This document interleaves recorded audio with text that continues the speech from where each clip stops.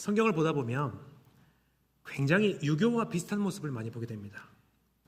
예수님 당시의 문화들, 특히 가족에 관련된 그런 문화들이 유교와 비슷하게 보이는 것 같아요. 우리가 예전에 그 삼종지도라고 하죠.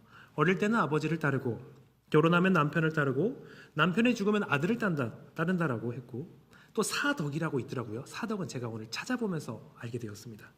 부덕, 부용, 부언, 부공이라고 하더라고요. 근데 이게 인품과 절제, 겸손과 같은 것들을, 그런 걸 말하는 내적인 덕과, 외적으로 단정한 용모와 몸가짐, 말조심, 집안일 하는 능력을 말하는 외적인 덕으로 이렇게 여성에게 요구하는 그런 내용이 있더라고요. 유교에서 여성은 독립적인 사회적 주체라기보다는 가족 안에서 남성 가장의 권위 아래에 있어야 한다는 그런 관념을 가지고 있었고요. 여성의 능력을 가정으로 잘 돌보는 것으로 한정하고 있는 것처럼 보입니다. 그리고 오늘 본문은 마치 유교에서 말하는 그런 아내의 모습과도 비슷하게 보이는 것 같습니다. 표면에서 보여지는 내용면에도 그렇지만 분량에서도 사실 차이가 납니다. 보면 1절부터 6절까지는요, 아내에 대한 내용이죠. 그런데 7절만 남편에 대한 내용입니다. 분량으로만 따져도 아내에게 더 많은 짐을 지우는 것 같습니다. 남편에게는 그리고 비교적 가벼운 짐을 지우는 것 같죠. 그래서 현대를 살아가는 우리에게, 예수님을 믿는 우리에게 오늘 말씀은 그렇게 편한 말씀은 아니죠. 조금은 불편합니다. 지금까지 베드로전서의 개개인 이야기들은, 말씀들은 개개인의 상황에 따라서 조금 멀게 느껴질 수도 있는 이야기였는데, 지금 이 이야기는 바로 나의 이야기로 느껴지기 때문에 그렇습니다. 이때 우리는 이 말씀을 어떻게 받아들일 수 있을까요? 우리는 이 말씀을 어떻게 우리의 삶 속에서 적용할 수 있을까요? 우리가 함께 본문을 살펴보면서 함께 나누어 보도록 하겠습니다. 제가 먼저 1절과 2절을 읽어보겠습니다. 아내들아, 이와 같이 자기 남편에게 순종하라. 이는 혹 말씀을 순종하지 않는 자라도 말로 말미암지 않고 그 아내의 행실로 말미암아 구원을 받게 하려 함이니 너희의 두려워하며 정결한 행실을 봄이라. 아멘. 베드로는 아내들에게 자기 남편에게 순종하라고 이야기하고 있습니다. 여기서 순종은 분명합니다. 앞서 우리가 살펴보았던 본문에 나오는 것처럼 나그네들이, 이 땅에 있는 나그네들, 그리스도인들이 인간의 제도에 순종하는 것과 같은 겁니다. 그리고 우리가 저번 주에 살펴보았던 것처럼 사환이 주인에게 순종하는 것과 동일한 말입니다. 이제 베드로는 아내들이 남편에게 순종하라고 말합니다. 그런데 오늘 본문은 조금 특별한 상황을 전제하고 있죠. 남편이 아직 예수님을 믿지 않고 아내만 먼저 신앙을 갖게 된 경우를 말합니다. 지금 우리는, 사실 우리가 사는 세대는 부부가 함께 교회에 다니는 게 익숙하고, 또 심지어 각자의 종교를 따로 갖는 것이 당연한 시대에 살고 있습니다. 그러나 당시 로마 세계에서는 기독교 자체가 신생 종교여서 낯설었습니다. 그리고 아내가 남편의 허락 없이 새로운 종교를 갖는다는 것 자체가 굉장히 위험한 일이었습니다. 이건 단순히 나는 이제 다른 신을 믿어요 라고 말하는 그런 정도가 아니라 정말 가정의 질서 혹은 사회 질서를 흔드는 일로 여겨졌습니다. 자기 남편이 아내를 통제하지 못한다는 것을 의미했기 때문에 그렇습니다. 그러니 이 아내의 입장에서 한번 생각해 보십시오. 이 아내들은 얼마나 곤란한 상황에 있겠어요. 예수님을 믿는다면서 남편을 전도하기도 어렵습니다.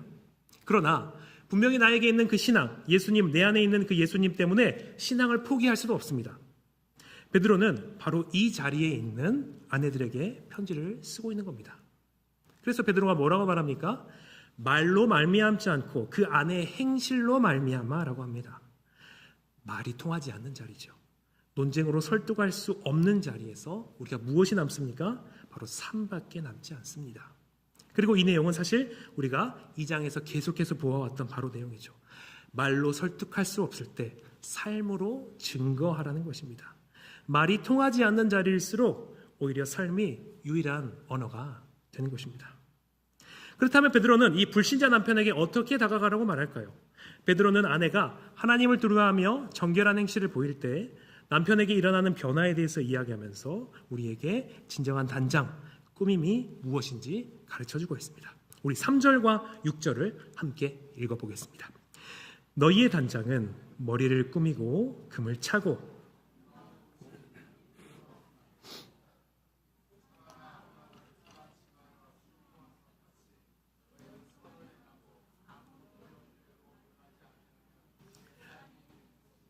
네, 제가 잘못 말씀드렸습니다. 3절부터 6절까지 읽어보도록 하겠습니다. 4절부터 다시 한번 읽어보겠습니다. 오직 마음에 숨은 사람을 온유하고 안정한 심령에 썩지 아니할 것으로 하라. 이는 하나님 앞에 값진 것이니라. 전에 하나님께 소망을 두었던 거룩한 부녀들도 이와 같이 자기 남편에게 순종함으로 자기를 단장하였나니 사라가 아브라함을 주라 칭하여 순종한 것 같이 너희는 선을 행하고 아무 두려운 일에도 놀라지 아니하면 그의 딸이 된 것이니라. 아멘. 당시 로마 사회의 상류층 여성은 머리를 화려하게 땄고 금장식과 화려한 옷으로 자신을 과시하고 신분을 드러냈습니다. 그러니까 외모로 자신들의 가치와 권력을 증명하려 했던 것이죠. 그리고 이런 기조가 마치 오늘날 현대처럼 당시 여성들에도 있었습니다. 하지만 베드로는 뭐라고 말합니까? 너희 단장은 머리를 꾸미고 금을 차고 아름다운 옷을 입는 외모로 하지 말고 오직 마음에 숨은 사람을 온유하고 안정한 심령에 썩지 아니할 것으로 하라. 이는 하나님 앞에 값진 것이라 라고 말하고 있습니다. 여기서 먼저 우리가 오해하지 않아야 될 것은 무엇이냐면 뭐뭐 하지 말고 뭐뭐 하라, 오직 뭐뭐 하라라는 것은 절대적 금기가 아닙니다. 그러니까 세머적 표현입니다. 세머적 비교 표현인 것이. 그러니까 베드로가 지금 화장하지 마라, 좋은 옷을 입지 마라 하는 규칙을 주는 것이 아닙니다. 이것은 무엇이 먼저인지에 대해서 말하고 있는 것이죠. 그러면서 베드로는 마음에 숨은 사람, 그러니까 속사람이 온유하고 안정한 심령으로 단장하라고 하죠. 이 온유하고 안정한 심령은 약해서 아무것도 못하는, 말도 못하고 아무런 반응도 못하고 그런 상황을 말하는 것이 아닙니다. 무기력한 것을 말하지 않습니다. 오히려 힘이 있는데 그 힘을 절제하는 것을 의미합니다. 그러니까 이런 거죠. 억울한 일을 당해도 되받아치지 않고, 그렇다고 해서 자기 연민에 빠지면서 무너지지도 않고 그 자기의 자리를 견디는 힘을 의미하는 것입니다. 우리가 앞서 1절에서 본 것처럼 말로 하지 말고 행실로 하라고 했는데 바로 이 온유함과 안정한 심령이 바로 그 행실의 구체적인 모습입니다. 그리고 이런 단장이 믿지 않는 남편을 돌아오게 하는 단장이며 바로 썩지 않고 영원한 하나님 앞에 값진 단장입니다. 베드로는 바로 이 마음의 자리를 가꾸라고 말하고 있는 거죠. 그러면서 베드로가 드는 예시가 뭡니까? 사라를 듭니다. 사라는 아브라함을 주라고 부르고 순종했다고 말합니다. 사라는 당시 최고 수준의 깊은 존중과 마음의 순종으로 자신을 영광스럽게 단장하고 또 자신의 남편을 대했던 것이죠. 내용을 정리하면 이렇습니다. 아내의 진정한 아름다움과 단장은 겉으로 드러나는 그런 화려한 치장에 있는 것이 아니라 하나님을 경외하는 마음에서 흘러나오는 온유함과 순종에 있다는 것입니다. 불신 남편을 변화시키는 가장 강력한 무기는 잔소리가 아니라 배우자를 깊이 존중하는 이 거룩한 삶의 태도라는 것입니다. 사라가 아브라함을 깊이 존중하며 주라 불렀던 것처럼 말입니다. 베드로는 아내들에게 이런 깊은 존중의 마음으로 내면을 단장하라고 권면하고 있는 것입니다. 오늘 본문을 여기까지 들으셨다면 아마 우리 교회 대부분의 분들은 우리는 부부 둘 다 예수님을 믿으니 상관이 없겠구나라는 생각이 드실 수가 있습니다. 그런데 사실 오늘 본문을 단순히 남편이 예수님을 믿지 않는 경우에만 한정되지는 않는 것 같습니다. 물론 본문이 명확하게 전제하는 상황은 분명합니다. 남편이 아직 믿지 않는 특수한 상황입니다. 하지만 잘 생각해 보면 믿는 남편과 사는 아내에게도 그 말로 다 설득이 안 되는 자리가 있죠. 남편의 신앙이 아직 자라는 중일 수도 있고 삶의 자리마다 서로의 마음이 닿지 않을 때가 있고 때로는 믿는다는 남편이 오히려 더 무거운 짐처럼 느껴질 때가 있으니까요. 그리고 많은 저작을 고려할 때 오늘 본문의 이 말씀은 단순히 불신 남편을 둔 아내들만을 위한 말씀이 아니라고 합니다. 말로 다 설득할 수 없는 그런 모든 관계의 자리에서 오직 삶으로 온유하고 안정한 심령으로 증거해야 하는 모든 아내들에게 주시는 말씀인 것이죠. 그렇다면 이 본문이 단순히 불신자 남편에게 한정되지 않고 남편에 대해 행해야 할 하나님의 말씀이 될 때 바로 이때부터 남편과 아내의 반응이 나뉘게 됩니다. 남편 되신 분들은 오늘 본문을 보면서 마음이 좀 편해지죠. 오늘 말씀은 아내한테 주시는 말씀이구나 하고요. 혹은 농담으로 이렇게 할지도 모르겠습니다. 여보, 오늘 말씀 들었지? 아까 사라가 아브라함을 주라고 불렀잖아. 그러니까 최고의 존경의 표를 나에게 해줘. 나를 이제부터 여보라고 하지 말고 주라고 불러주세요. 이렇게 농담을 할 수도 있겠죠. 그리고 이제 예쁜 옷을 그만 사고 마음의 양식을 위해서 그 돈으로 책을 사자라고 말할 수도 있겠습니다. 반면에 오늘 아내들의 기분은 참 좋지 않을 것입니다. 왜냐하면 현대를 살아가는 우리에게 오늘 본문에게 반복적으로 그 나오는 말, 순종하라는 말이 걸림이 되기 때문에 그렇습니다. 왜 이 순종하라는 말이 걸림이 될까요? 왜냐하면 제가 정확하게 합니다. 남편이 순종할 만한 위인이 아니기 때문에 그렇습니다. 순종받을 만한 사람이면 순종하겠죠. 그런데 그럴 위인이 아닌 거예요. 그러니까 왜 이거를 이렇게 해야 되는 것인가? 이것은 잘못된 것이 아닌가라는 생각이 들게 되는 것입니다. 이와 이어져서 그런 마음이 이어지니까 현대인들은 무의식 중에서 이 순종을 존재의 열등함으로 받아들이게 됩니다. 나는 괜찮은데 왜 저 사람 말에 내가 들어야 돼? 내가 예수님 말씀에 순종하는 것은 오케이. 근데 왜 내가 내 남편의 말을 들어야 해? 존재적으로 마치 열등한 사람처럼 받아들이게 되는 것이죠. 마치 성경이 남편은 능력이 뛰어나고 더 중요한 존재니까 아내는 무조건 남편 밑으로 들어가서 순종해야 한다라고 말하는 것처럼 들리기 때문입니다. 우리는 바로 이 지점에서 굉장히 거부감이 들고 말씀을 튕겨내게 됩니다. 그러나 여기서 나오는 순종은 분명히 열등함을 의미하지는 않습니다. 당장 제 경우만 봐도 그렇습니다. 저보다 저의 아내가 뛰어난 부분이 많이 있습니다. 특히 아내가 사람의 마음을 다루는 상담을 공부하고 있다 보니까 함께 성경 본문을 나누다 보면 제가 미처 생각하지 못했던 부분을 아내가 인간의 내면의 깊은 지점들을 생각하면서 말하는 것을 경험할 때가 있습니다. 되게 여러 가지 부분에서 아내가 되게 뛰어난 부분이 많이 있죠. 아마 저뿐만이 아닐 것입니다.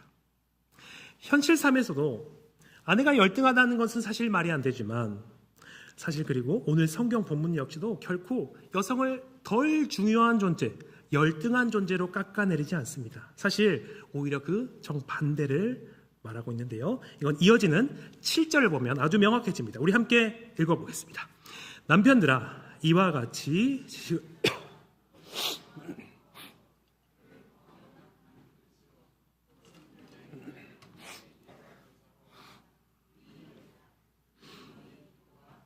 이야기 어려움이라. 아멘. 이 7절의 명령은 당시 그리스 로마 문화에 있는 남편들에게 정말 말도 안 되는 말이었습니다. 정말로 말도 안 되는 말이었습니다. 당시 문화에서는 제가 길게 설명하지 않겠는데요. 졸리니까요. 당시 문화에서는 이 여성은 한 인격으로 대우받지를 못했습니다. 재산이었어요. 심하게 좀 말하면 마치 가구의 하나 같은 그런 존재였습니다. 말하는 가구 있잖아요. 그런데 오늘 베드로는 뭐라고 말합니까? 아내와 지식을 따라 동거하라고 말합니다. 이는 남편이 아내를 자신의 기준대로 통제하려 하지 말고 아내의 감정과 필요와 성향을 깊이 이해하려는 노력을 끊임없이 해야 한다라고 지금 말하고 있는 것입니다. 또 아내는 생명의 은혜를 함께 이어받을 상속자라고 말하고 있습니다. 이건 정말 말도 안 되는 겁니다. 이는 단순히 옆에 있는 사람이 아니라 유산을 나눌 수 없는 완벽하고 동등한 공동상속자를 의미합니다. 당시의 재산이나 가문이 유산이 주로 남성들에게 승계되었습니다. 그러나 베드로는 하나님 나라의 가장 위대한 유산인 그 영원한 생명에 있어서는 아내와 남편이 하나님 앞에 완전히 동등하다라고 공동상속자라고 선언합니다. 하나님은 아내를 남편의 부속물이 아니라 남편과 똑같이 영광스러운 구원의 유산을 받을 독자적이고 존귀한 인격체로 보신다는 뜻입니다. 또 본문은 남편들에게 아내를 귀히 여기라고 합니다. 여기서 귀히 여기라는 우리가 사실 이미 봤던 내용입니다. 2장 17절에 공경하고 존대하라고 했죠. 바로 그 단어와 같은 단어인데요. 이거는 우리가 앞에 살펴봤던 것처럼 마치 황제를 대하듯이 존중하고 귀히 여기라는 것입니다. 당시 세상은 여성을 인격으로 보지 않았죠. 그래서 법정에 세울 수가 없지 않았습니까? 그런데 복음은 무엇이라고 합니까? 하나님은 무엇이라고 합니까?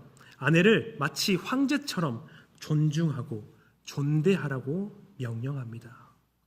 베드로는 아내를 명예롭게 대하라고 명령하고 복음을 믿는 사람들 안에서 새로운 관계를 만들어내고 있는 것입니다. 그리고 무엇보다 이 아내를 대하는 방식은 하나님과의 관계를 연결시킵니다. 다시 반복하지만 당시의 아내의 의견은 중요하지 않았습니다. 그런데 남편이 배우자를 업신여기거나 존중하지 않을 때, 그 말을 아예 무시할 때 하나님은 기도가 막혔다라고 말씀하십니다. 하나님은 남편이 자신의 아내를 어떻게 대하는지를 하나님과의 문제로 보시는 것입니다. 배우자를 무시하면서 하나님과 친밀할 수는 없다라고 말하는 것이죠. 복음은 남편이 아내를 존중해야 한다는 그런 개념 자체가 없는 당시 문화에서 자기 마음대로 주장하려는 태도, 자기 마음대로 그 하려는 태도를 남편에게 버리라고 말하고 있는 것입니다. 이렇게 본다면 오늘 본문은 아내에게만 순종하라는 말씀이 아니라 남편과 아내 모두에게 복음의 원리를 적용하고 있다는 것을 알 수 있습니다. 그렇다면 우리가 처음에 도입에서 던졌던 질문으로 다시 한번 돌아가 보겠습니다. 그러면 성경은 유교와 비슷할까요? 사실 겉으로만 본다면 비슷합니다. 유교도 아내에게 순종을 말했고 오늘 본문도 아내에게 순종을 말하고 있습니다. 그러나 같은 행동을 한다고 해서 같은 가치관, 같은 핵심을 가지는 것은 아닙니다. 유교는 남편이라는 그 권위를 세우기 위해서 순종을 요구했습니다. 그러나 베드로는 남편을 높이기 위해 순종을 말하지 않습니다. 바로 복음을 드러내기 위해 순종을 말합니다. 유교는 질서를 목적에 둡니다. 그러나 복음은 그리스도의 목적을 둡니다. 그래서 우리는 상대방을 섬길 수 있습니다. 남편이 순종받을 만한 그럴 위인이 아니어도 못나 보여도 그리스도를 위해 섬길 수 있습니다. 아내를 도저히 이해할 수 없고 아내를 사랑하기가 정말 어려울지라도 그리스도를 위해 그를 존중할 수 있는 것입니다. 그렇다면 우리는 이를 통해 볼 때 오늘 본문은 단순히 아내에게 영혼권에 더 무거운 짐을 지우고 묵묵히 순종하며 따르라는 것이 아니라 복음을 서로에게 어떻게 드러낼 수 있을 것인가로 볼 수 있을 것 같습니다. 이것은 본문에서 반복되는 이와 같이로 정리할 수 있을 것 같아요. 이와 같이. 베드로전서의 지금까지 맥락에서 이 이와 같이는 예수님의 자취를 따라 예수님을 닮아가는 것을 의미합니다. 그런데 베드로는 아내에게만 이와 같이라고 말하지 않습니다. 남편에게도 똑같이 이와 같이라고 말합니다. 왜냐하면 결혼은 한 사람만 예수님을 닮는 관계가 아니라 두 사람 모두가 예수님을 닮아가는 관계이기 때문에 그렇습니다. 3장 1절에서 아내에게는 이와 같이의 원리가 순종이라는 형태로 나타납니다. 믿지 않는 남편일 수 있기 때문에 고난을 견디고 하나님께 맡기는 모습이 더 강조되고 있습니다. 그리고 3장 7절에서 남편에게는 이 원리가 당시에 자신에게 주어진 그 권리를 내려놓는 존중과 배려와 이해라는 형태로 나타납니다. 남편은 권위를 자신의 마음대로 사용하는 사람이 아니라 아내를 귀히 존중하는 여기는 그런 사람이어야 합니다.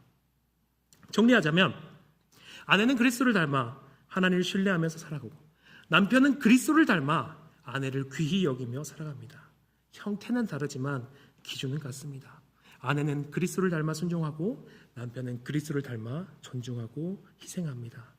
방법은 다르지만 원리는 같습니다. 그리고 바로 이것을 우리에게 주시는 것은 하나님께서 우리가 완전히 새로운 존재가 되었다라는 것을 선언하는 것입니다. 이것은 여러분 이 말씀, 오늘 본문의 말씀은 바로 우리가 창세기 3장에서 인간의 죄로 인해서 그 깨어졌던 부부 사이에서 시작되었던 그 저주가 비로소 깨어지는 그런 장면이기 때문에 그렇습니다. 창세기 3장을 보게 되면 인간이 범죄한 이유에서 하나님께서 여자에게 이렇게 말씀하십니다. 너는 남편을 원하고 남편은 너를 다스릴지니라 라고 말하죠. 여기서 원한다는 것은 단순히 사랑한다는 뜻이 아닙니다. 남편을 내 마음대로 조종하고 지배하려고 한다는 뜻입니다. 그리고 남편은 그에 맞서서 자신의 힘과 권위로 그런 아내를 찍어 누르고자 다스리려고 한다는 것입니다. 이것이 사실 완벽했던 부부관계의 비극이 시작되는 것입니다. 죄가 만든 비극이죠. 서로가 자기중심적이 되어서 누가 더 높으냐, 누가 주도권을 잡고 누가 상대방을 지배하느냐, 누구 마음대로 되느냐, 끊임없이 힘겨루기를 하는 싸움이 창세기 이후에 모든 인간 가정에게서 안고 살아가는 저주의 모습이었던 것입니다. 그러나 오늘 베드로는 지금 뭐라고 말합니까? 그 오래된 그 사슬이, 저주의 사슬이 그리스도 안에서 끊어졌다고 선언합니다. 왜냐하면 이제 우리는 예수님을 믿기 때문에 그렇습니다. 예수님 안에서 우리는 새로운 피조물입니다. 예수님 안에서 우리는 완전히 새로운 하나님의 백성이 되었습니다. 우리가 믿는 예수님이 어떤 분이십니까? 예수님은 하나님과 본질적으로 같은 분이시죠. 하지만 그 권리를 주장하지 않으셨습니다. 오히려 스스로 종의 몸을 입어서 십자가에서 죽기까지 철저히 순종하셨습니다. 그분은 하나님과 동등한 분이시지만 우리를 살리시기 위해 기꺼이 섬기는 자리에 서시는 것입니다. 죄는 서로를 지배하게 만들었습니다. 그러나 복음은 서로를 섬기게 만듭니다. 죄는 자기 권리를 주장하게 만들지만 복음은 기꺼이 자신을 내어주게 만듭니다. 창세기의 저주가 누가 더 높으냐, 누구의 마음대로 되느냐라는 싸움이었다면 오늘 베드로전서 3장에서는 누가 먼저 낮아지느냐의 자리로 우리를 부르고 있습니다. 이것은 결국 성별의 문제가 아니죠. 남성과 여성 중에 누가 더 손해를 보느냐의 문제도 아닙니다. 이것은 복음으로의 부르심의 문제인 것입니다. 그렇다면 우리가 오늘 본문 앞에서 우리가 던져야 될 질문은 왜 아내만 순종해야 되는가가 아닙니다. 진짜 질문은 이것입니다. 상대가 나의 섬김을 받기에 합당하지 않아 보여도 나는 예수님처럼 먼저 낮아질 수 있는가? 나는 나의 중심성을 내려놓고 복음으로 이 결혼을 살아갈 수 있는가? 라고 물어보는 것이 오늘 본문에 적합한 질문인 것 같습니다. 말씀을 정리하겠습니다. 오늘 말씀은 단순히 남편이 옳으니 아내가 순종하라거나 아내가 덜 중요하니 참고 살아라는 뜻이 전혀 아닙니다. 오늘 말씀은 복음을 믿는 사람이라면 누구나 예수님처럼 자기 권리를 붙드는 대신 사랑하기 위해 기꺼이 자기 자신을 내어주는 사람이 되어야 된다라는 부르심입니다. 죄는 늘 우리에게 파고들어 이렇게 묻습니다. 누가 더 옳은가? 누가 더 높은가? 왜 나만 참아야 하는가? 그러나 복음은 우리에게 전혀 다른 질문을 던집니다. 오늘 나는 어떻게 그리스도를 닮을 것인가? 이 질문 앞에서 아내는 순종으로 그리스도를 닮고 남편은 존중과 희생으로 그리스도를 닮아갑니다. 부르심을 받은 모습은 다르지만 목적은 단 하나입니다. 바로 우리의 결혼을 통해서 그리스도를 드러내는 것입니다. 예수님께서 우리를 살리시기 위해 먼저 자신을 내어주셨기에 우리도 우리의 배우자를 위해 기꺼이 자신을 내어줄 수 있습니다. 그렇기에 오늘 예배를 마치고 집으로 돌아가는 우리에게 스스로 던져야 할 질문은 이 질문인 것 같습니다. 사실 오늘 설교에서 딱 하나 기억한다면 이것만 기억하시면 됩니다. 내 배우자가 나를 통해 그리스도를 볼 수 있을까? 내 배우자가, 내 아내가 나를 통해 예수님을 볼 수 있을까? 우리는 나의 배우자를 먼저 바꾸려 하기보다 내가 먼저 예수님을 닮아야 합니다.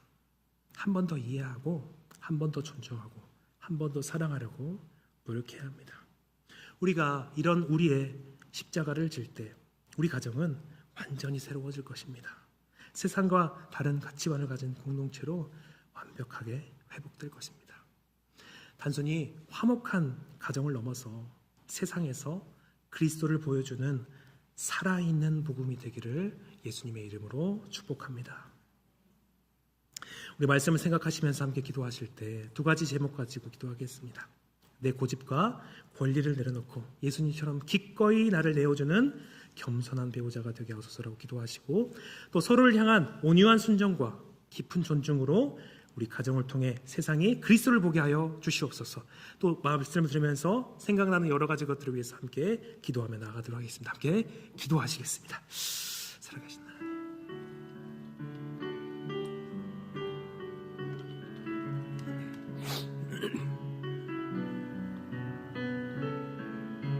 하나님 아버지, 주님께서 우리를 사랑하셔서 그 높은 보좌를 버리고 우리를 사랑하기 위해서 그 하나님과 동등됨을 취하지 아니하시고 낮아지며 순종하셨던 그 예수님을 기억합니다. 우리가 전혀 그 사랑을 받을 자격이 되지 않지만 우리를 사랑하셨던 그 사랑을 기억합니다. 주님, 참으로 감사합니다. 참으로 감사합니다. 그 놀라운 사랑을 받은 우리가 주님, 우리의 가장 가까운 우리의 배우자에게 그 모습을 드러내기를 원합니다.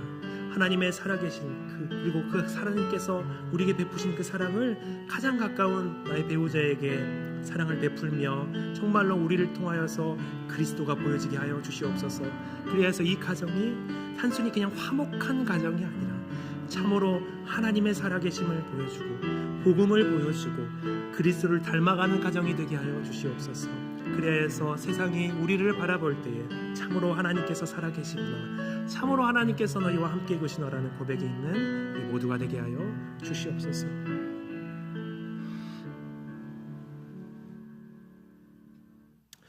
하나님 아버지, 오늘 말씀을 통해 우리를 왜 부부로 묶어주셨는지 그 뜻을 알게 하시니 감사합니다. 늘 누가 더 높은가를 다투려 하는 우리의 자기 중심적인 본성을 십자가 앞에 온전히 내려놓기를 원합니다.